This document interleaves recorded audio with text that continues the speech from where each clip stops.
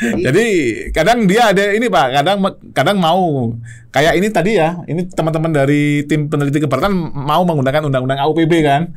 Nah, tapi kadang di tempat lain itu ini kan leg spesialis, tidak perlu kita tunduk patuh 100% terhadap undang-undang administrasi pemerintahan. Itu yang sering kita alami di lapangan.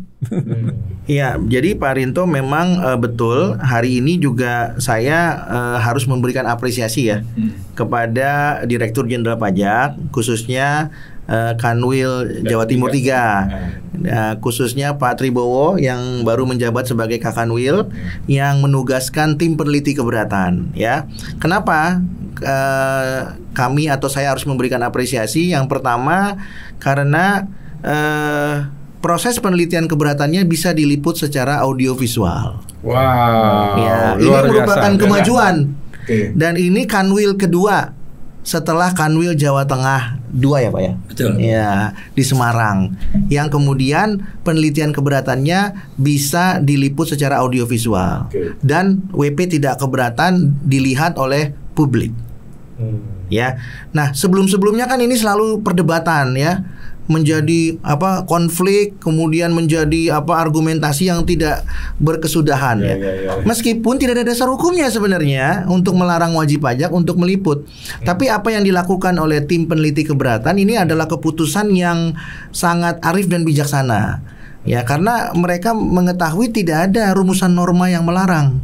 Jadi pagi tadi mereka mengizinkan PT Arion Indonesia dan tim untuk boleh hadir dan meliput secara audiovisual. Bahkan mereka juga mengatakan bahwa mereka akan melakukan peliputan yang sama. Jadi ada keberimbangan, kesetaraan antara fiskus atau pemeriksa, maksud saya fiskus atau peneliti keberatan dengan wajib pajak ya. Nah, itu yang tentunya harus kita apresiasi. Dan ini harus diikuti oleh kanwil-kanwil yang lain yang jumlahnya mungkin kalau tidak salah 34. Nah, jadi kalau misalnya Pak Awan mau hadir di 33 kanwil yang lain, ya bolehlah ini dijadikan contoh. Siap Pak. KPP dong. Termasuk KPP. Apa di KPP ya? Iya. Kanwilnya aja atasannya boleh.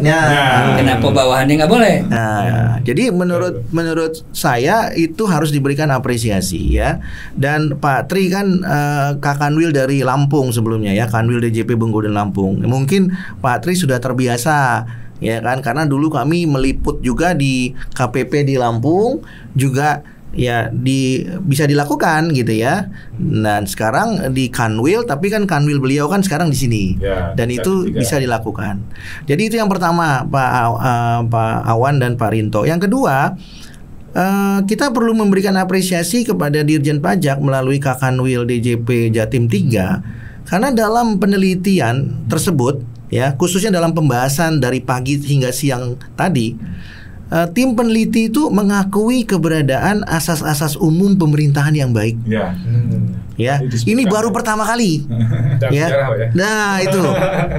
Kenapa saya katakan demikian? Kalau dalam persidangan saya diminta jadi ahli, selalu tim sidang mewakili, biasanya tim sidang itu adanya di Kanwil kan, ya kan? Tim sidang mewakili Dirjen Pajak atau kuasa hukum tergugat atau kuasa hukum terbanding mewakili Dirjen Pajak selalu mengatakan bahwa hukum positif yang boleh digunakan untuk memeriksa sengketa akuo atau perkara akuo itu adalah hukum positif perpajakan saja, dan mereka tidak mau mengakui hukum positif di bidang lain, khususnya di bidang administrasi pemerintahan.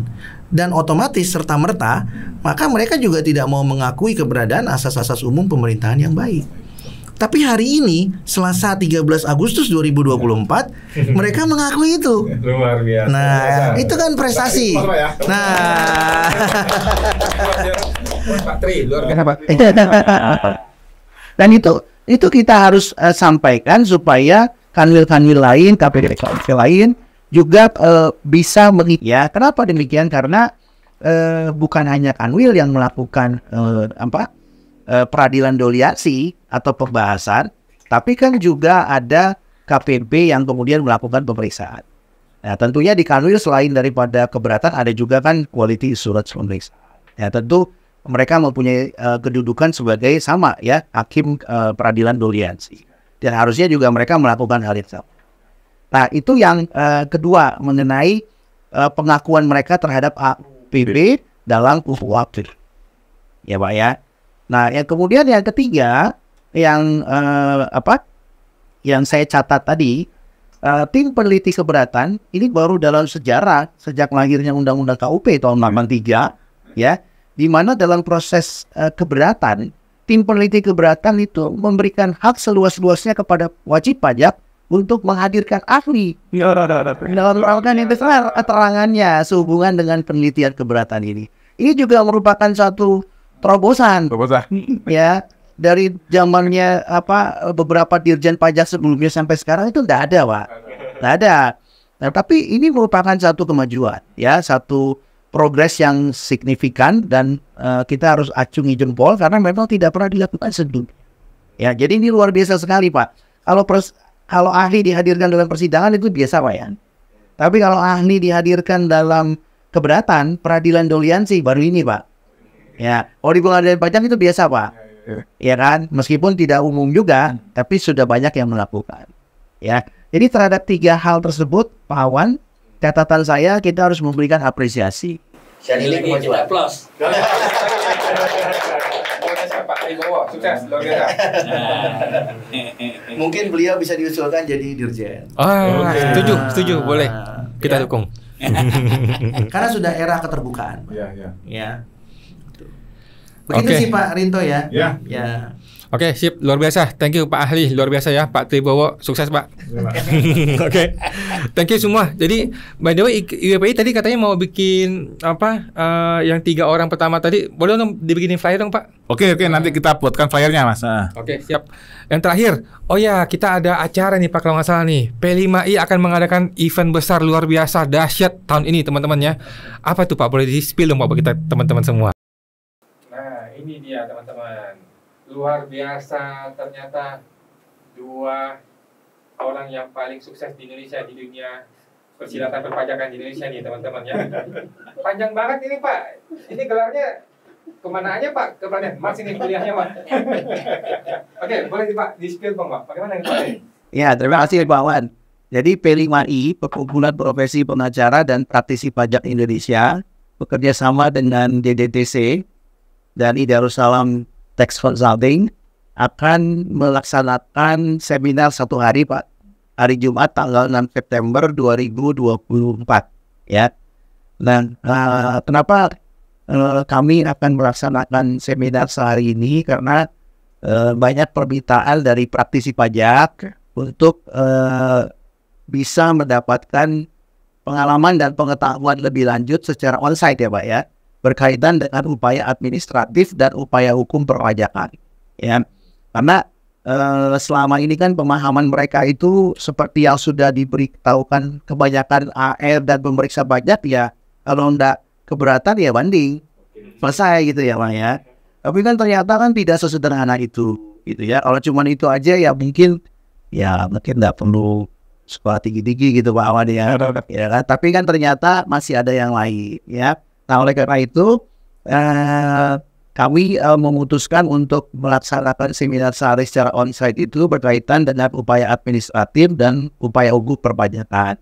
Untuk upaya administratifnya, kami mengundang Pak Dani Septriadi, selaku founder DDTC, salah satu tax consulting firm terbesar di Indonesia, ya, untuk memberikan pelatihan sehubungan dengan TPDoc ya, dalam upaya administratif SP2DK, kemudian pemeriksaan pajak dan quality assurance pemeriksaan ya.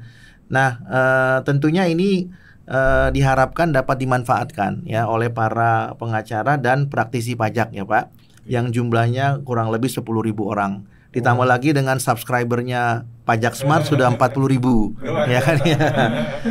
Nah, harapannya tentu pelatihan ini dapat bermanfaat ya Pak Awan, Pak Rinto dan Pak Dar, untuk bisa meningkatkan skill dan kualitas para pengacara dan praktisi pajak di dalam dan di luar pengadilan. Kita ketahui bahwa upaya administratif itu kan upaya yang dilakukan di luar pengadilan, dan itu banyak Pak, bukan hanya keberatan. Begitu juga dengan upaya hukum, bukan hanya banding pengadilan pajak. Ya. Masih banyak Pak upaya yang lain gitu ya. Kalau cuman ngurusin itu saja tentu pengadilan pajak perkaranya nggak sampai 21.000 gitu ya. Tapi karena banyak ya tentunya banyak juga yang perlu kita pahami ya. Tentu kami ingin berterima kasih ya kepada Pak Dhani yang tentunya berkenan untuk meluangkan waktu. Kalau nanti Pak Dhani lihat podcast ini, terima kasih Pak Dhani ya sudah berkenan untuk membantu para pengacara dan praktisi pajak ya dalam rangka meningkatkan kualitas kompetensi mereka di bidang perpajakan ya.